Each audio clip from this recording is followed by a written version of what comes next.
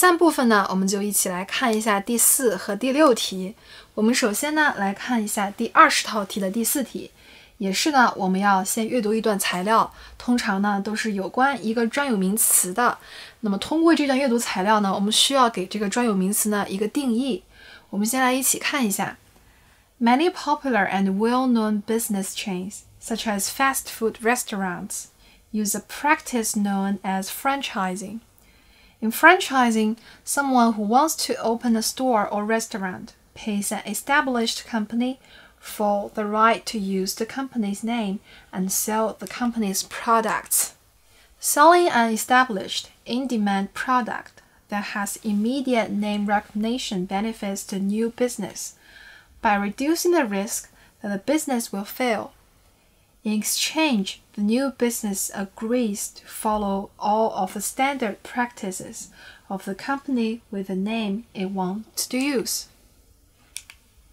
这个地方呢，很明显，我们需要解释的就是 franchising。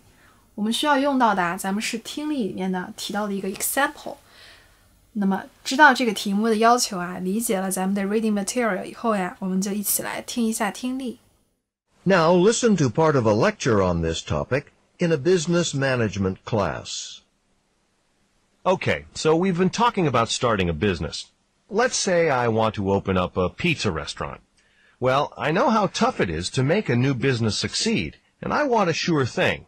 So I contact a big company that owns a chain of pizza places. Let's say it's called Pizza Town, and I pay for the rights to call my restaurant Pizza Town and to sell Pizza Town's special one-of-a-kind pizza.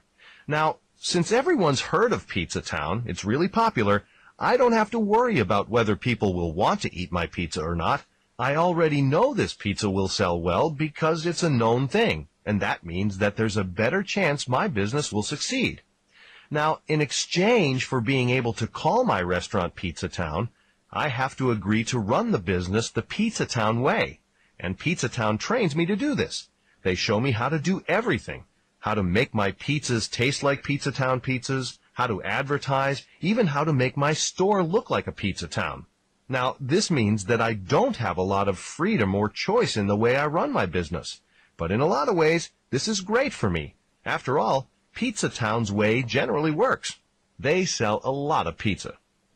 那么听力过后呢，我们发现我们的答案要有2部分构成。首先第一部分呢，我们需要解释 What is franchising?If someone opens a store or restaurant, he or she pays an established company to use the company's name and sell the company's products.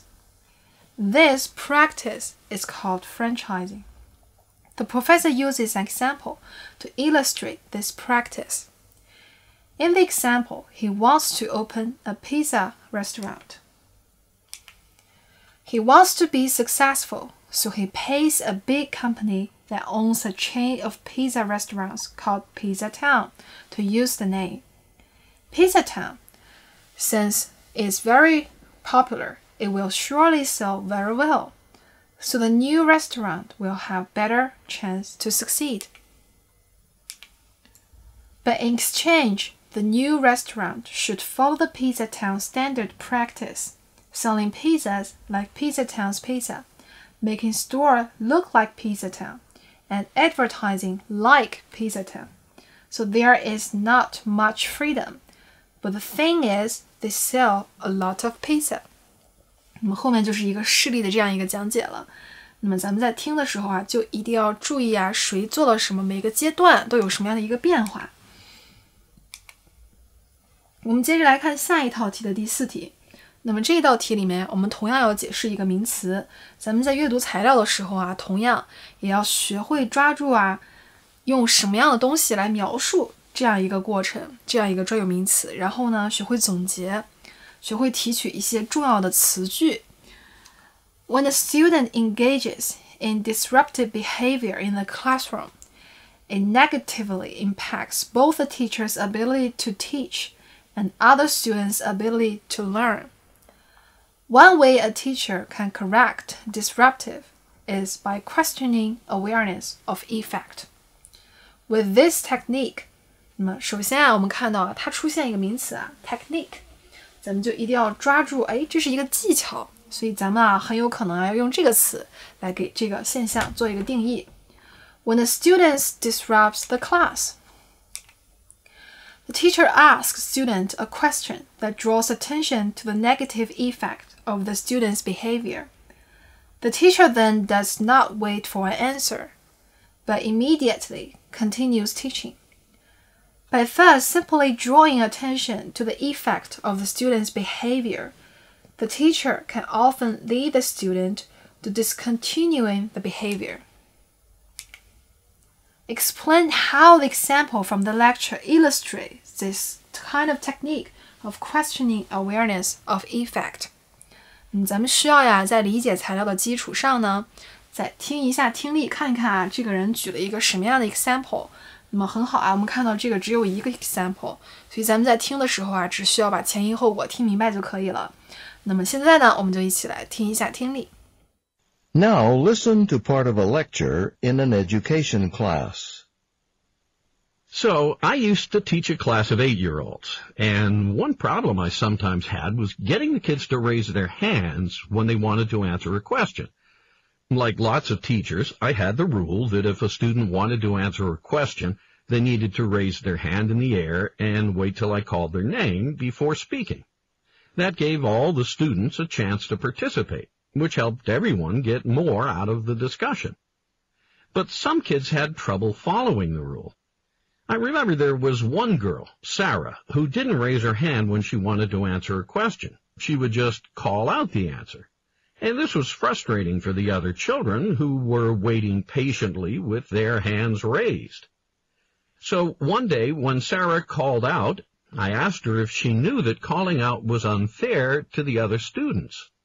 I said to her, Sarah, do you realize that when you call out answers without raising your hand, you're not being fair to the other students. You're not giving them a chance to answer questions, too. And I didn't wait for her to answer. I just continued teaching the class. And after that, any time I asked the class a question, Sarah didn't call out the answer. She raised her hand along with everyone else. 好的，听力过后呢，我们也知道咱们的作答也是两部分。首先解释一下what is this kind of technique?By asking a student a question that draws attention to the negative effect of the student's behavior, teachers can lead the student to discontinue the disruptive behavior. This is called questioning awareness effect.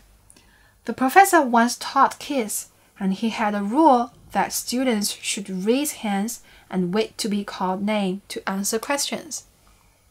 But some kids had trouble following this rule. For example,A student named Sarah didn't raise hand to answer questions, which is frustrating for other kids.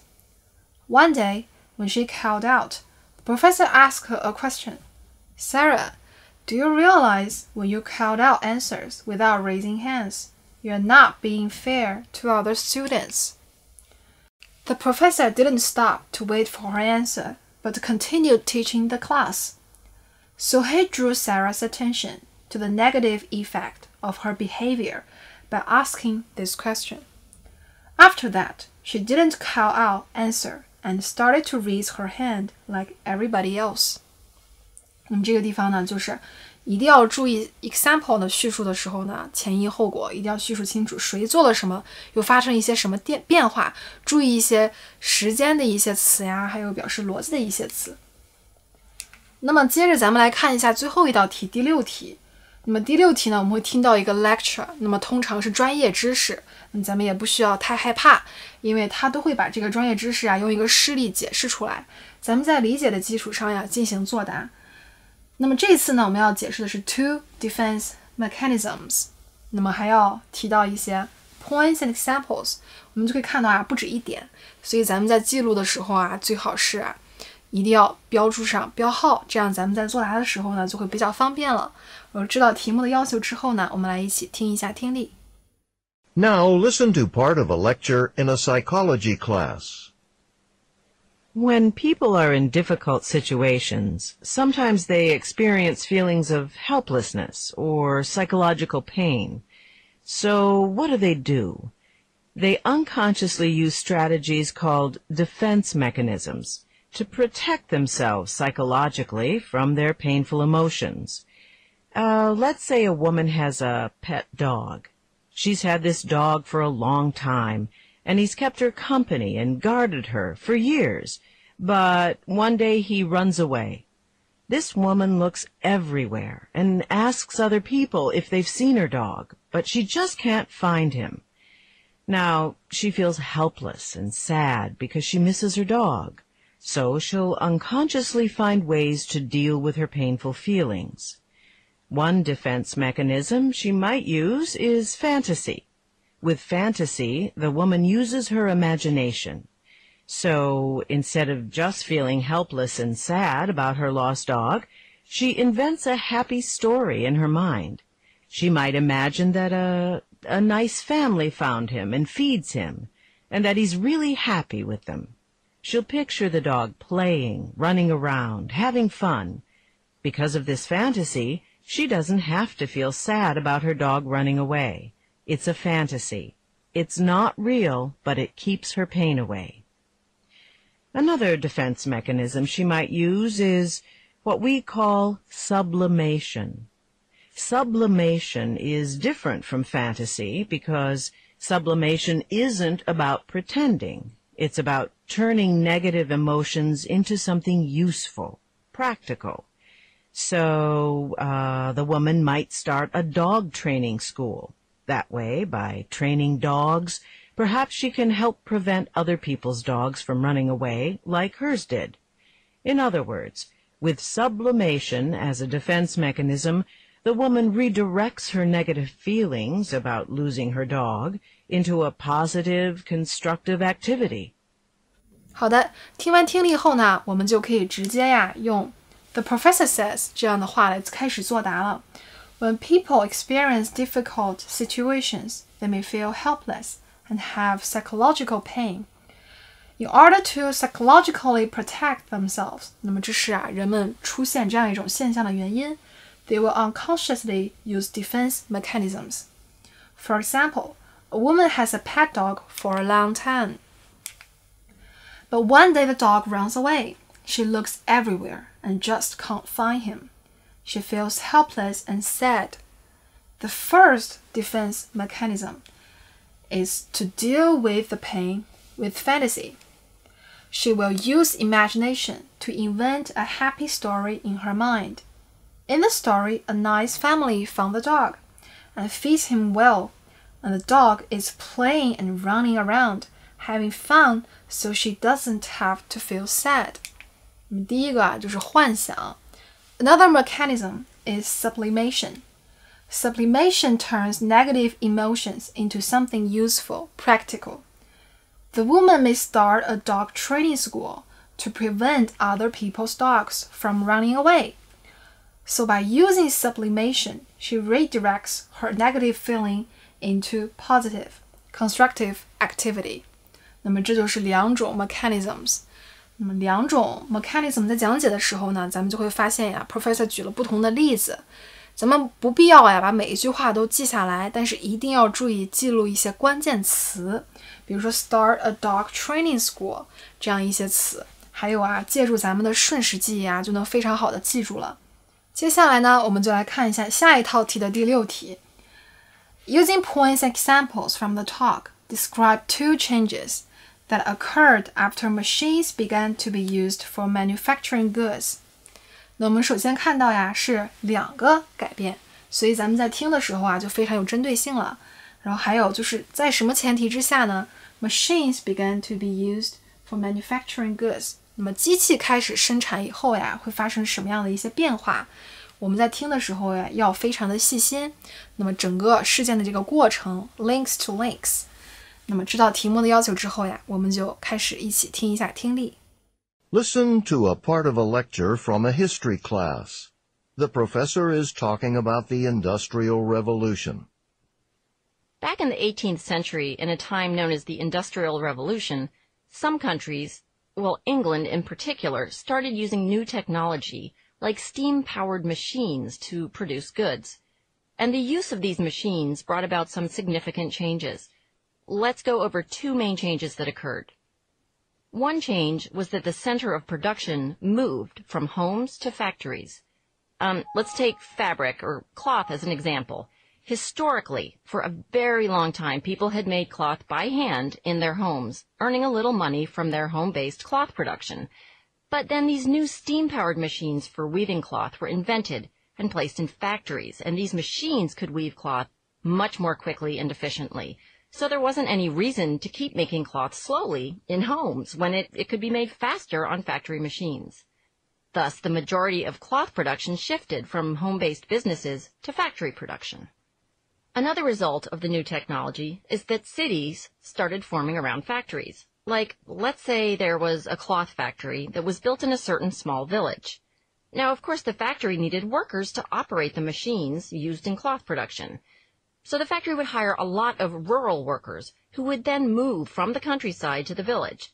So instead of being spread out all over the countryside, the workers started to congregate in the village with the factory. As a result, the village got bigger and bigger and eventually grew into a city.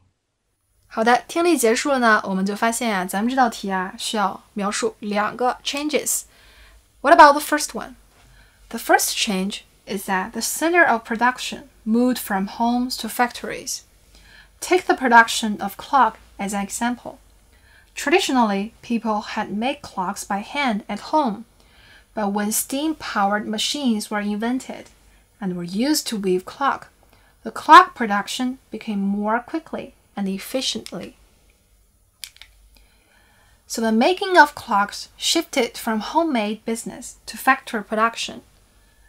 The second change is that cities started to forming around factories. For example, if a clock factory was built in a small village, the factory would hire a lot of rural workers, so the workers started to congregate in the village.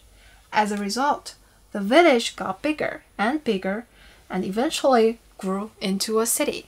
那么这就是带来的这2个变化。那么这道题里面咱们只需要把这2个变化通过一些事例举出来就可以了。咱们在做听力练习的时候一定要注意，包括思考的时间都要衡量好，计划好，不要超出咱们准备的时间，这样能锻炼咱们瞬时记忆，还有马上思考的这样一种能力。